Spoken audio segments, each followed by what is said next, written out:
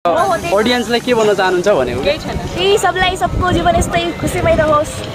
हजुर यो अगाडि आएर भन्नु त क्यामेरा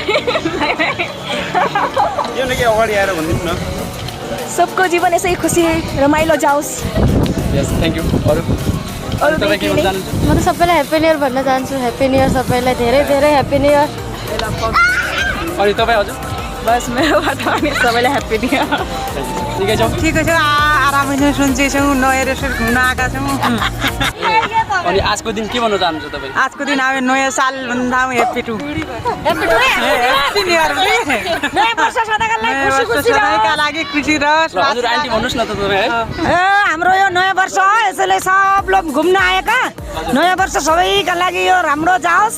पुराना कुरा सब बितोस्, नयाँ नयाँ पुरा हुन्, सबैले सबको मनको इच्छा पुरा होस्।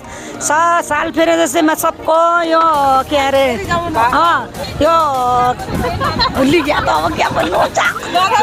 सन्चै हुन्छ ह्यापी न्यू इयर। आजको दिन के भन्न चाहनुहुन्छ हजुर आजको दिनलाई के भन्न चाहनुहुन्छ आज दिन एकदमै रमाइलो भयो भनौँ। अब अनि मेरो ऑडियन्सलाई के भन्न चाहनुहुन्छ तपाईँ देश तथा विदेशमा हुनुभएका सबैलाई ह्यापी न्यू इयर।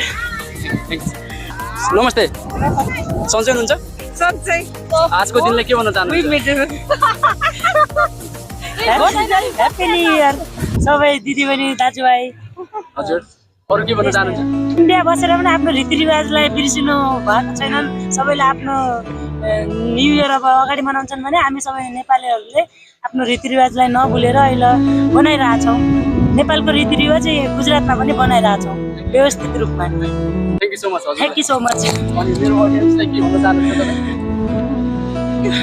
उहाँहरूलाई के शुभकामना भन्ने हुन्छ ह्याप्पी न्यू इयर भन्न चाहन्छु सबैजनालाई सबैजनालाई।